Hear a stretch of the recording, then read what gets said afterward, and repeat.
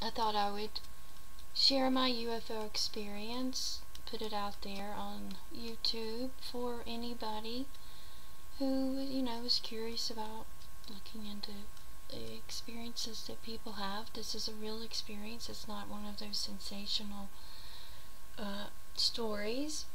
This happened in North Carolina, so I wanted to put it out there, as a UFO experience in North Carolina. It was 1973 also, and I was quite young. I was a little girl. I was with my mom, my dad, my little sister. We were in the car one night. We were in a little place called Archdale, just south of High Point. And High Point is part of the Triad. It's there with Greensboro and Winston-Salem. They make up the Triad. And we were on Highway 311, which goes up through Archdale, keep on going, go through High Point, and it keeps on going towards Winston-Salem. And back in those days, the major airport for the area was in Winston-Salem. And I guess Winston-Salem's about 15 miles away from where we were.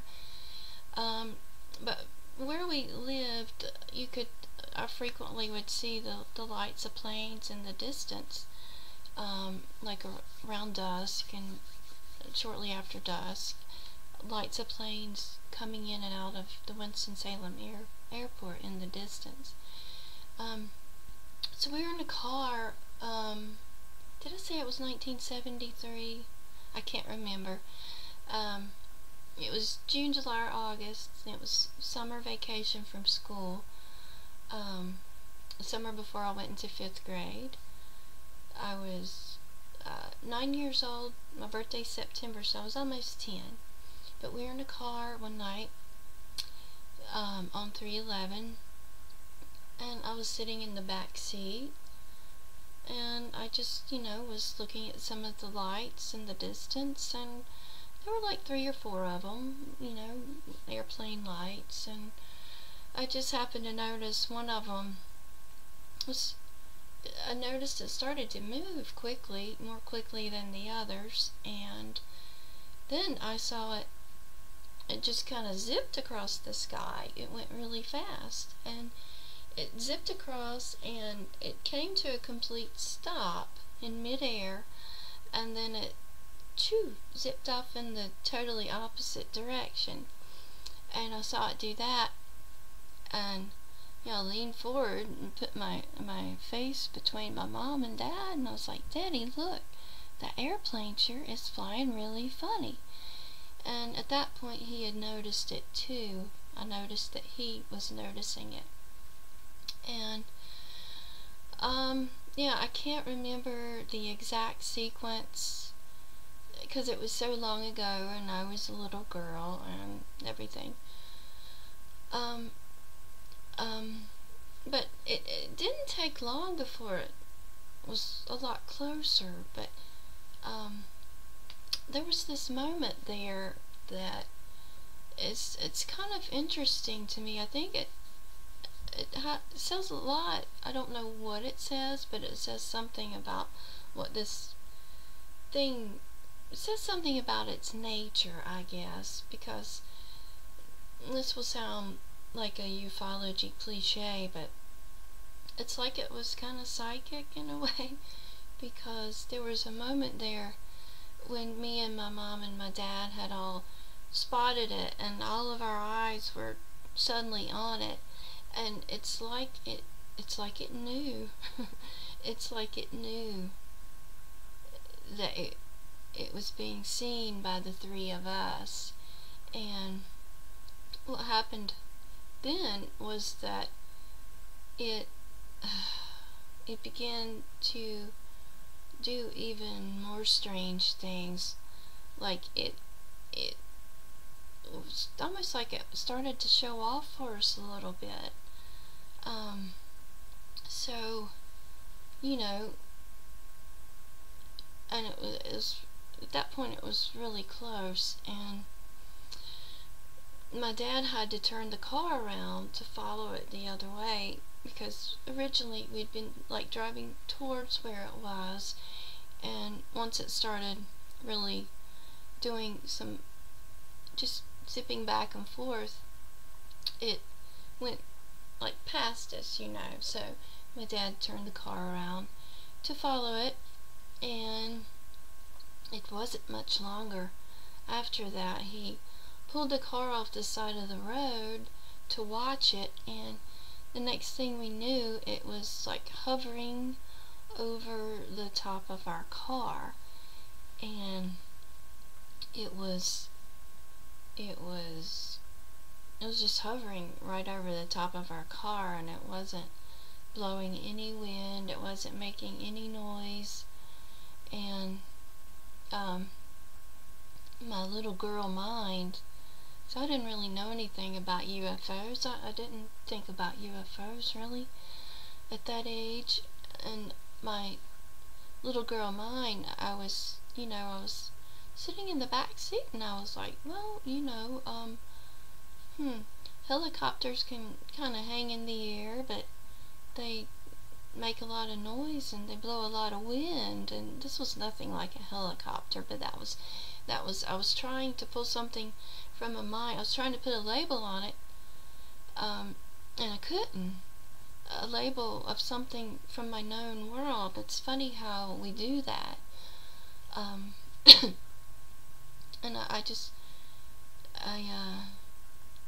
it was so anomalous that if my parents hadn't been there with me, if I'd had this experience all by myself, I don't think that I may have not been able to even remember it, except maybe as a strange dream or a fragment of a strange dream. But it was not far away. It was I'd say about 20 feet, which is not that far away if you think about it. That's pretty close. And it was round.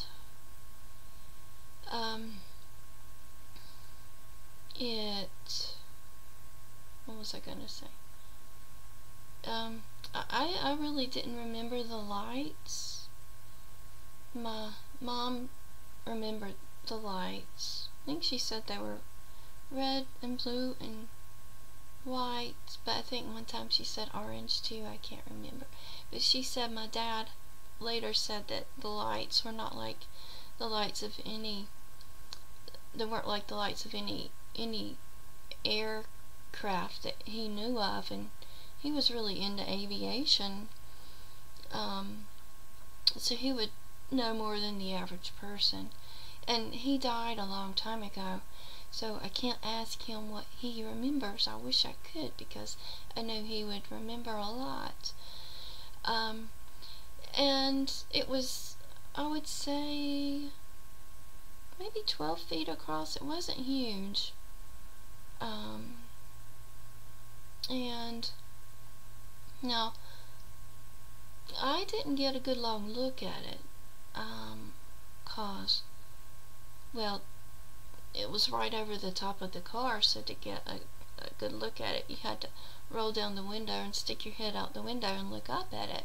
And I did that for a little bit, but not for long, because it scared me.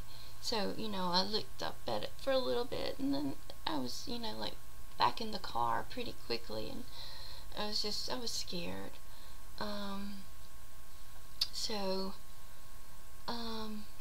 And my mom said that when it took off, it just zipped off at a 45-degree angle, like, choo. And how long was it hovering? A few minutes. So, we talked about it for a few days, and then we just kind of stopped talking about it, because it's just one of those things. It's just like a big question mark in your mind, so you just have to file it into the X files in your mind.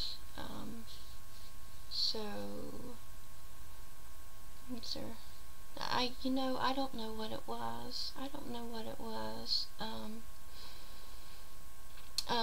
The most, but the, the most interesting things for me were the way it moved. It was just so mercurial, just like, and its ability to just hover without making any noise or blowing any wind, and also the the the feeling I had that it knew when all three of us were suddenly looking at it. It knew. I don't know how it knew, but it knew. So, for years I didn't think about it. I don't know why. When I was in high school, I was like in the 12th grade, I was like 1980, 81. That was when I first began to hear and read stories in the media about people, people saying they had been abducted by aliens, and I had a really negative reaction to that. I thought it was just the most ridiculous thing I'd ever heard. I was like, we saw a UFO, we didn't get abducted by aliens. I just thought that was crazy. And so for years after that, I really didn't think about it a lot. And for some reason, though, like about 4 years ago, I started thinking about it.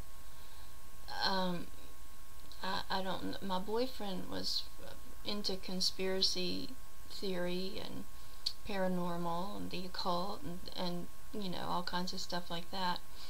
And maybe it was just being around him that kind of got me thinking about it again.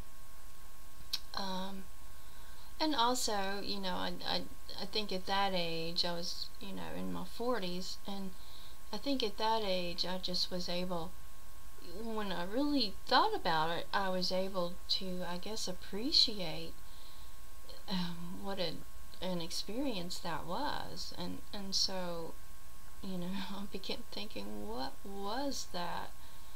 And so I began going online and reading some things, ufology, and I just I eventually stopped reading ufology stories because there's so much BS in there and sensationalism, and they don't use a lot of critical thinking. Now, I'm not like a hyper skeptic, but critical thinking is it's valuable when we're dealing with unusual things and the anomalous. Even when we're observing our own abilities for intuition and clear sensitivities and clear cognizance, we still need to use critical thinking.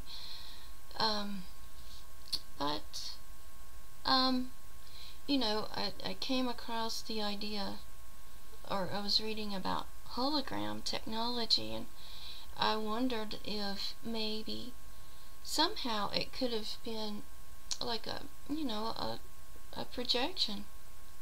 I don't know enough about that technology to know if it would be possible, to project what we encountered in the way that we encountered it. But if it were possible, that would maybe explain why it seemed psychic, because if we were like part of some experiment, then our reactions were being anticipated. So that could explain maybe why it would have seemed psychic. I don't know. I don't know. And I kind of have this intuitive idea or feeling that there's something special about three.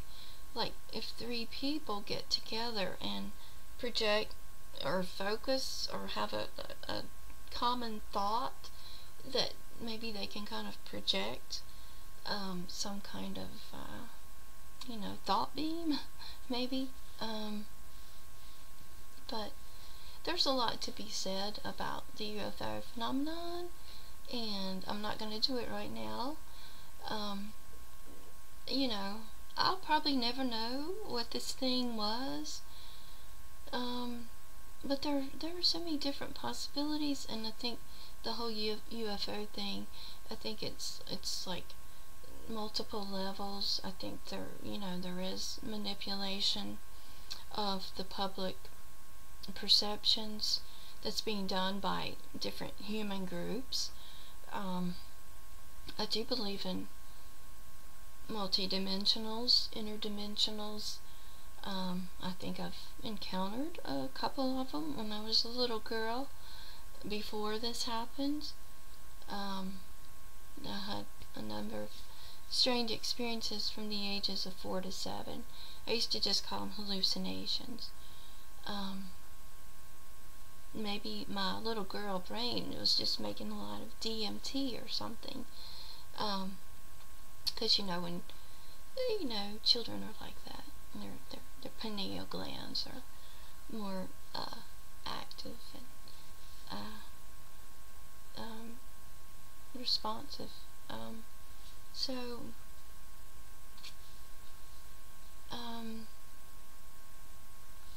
it's interesting though. There's an interview of Jacques Vallee with Jeffrey Mishlove, and it's an old interview from the Thinking Aloud series, and he says that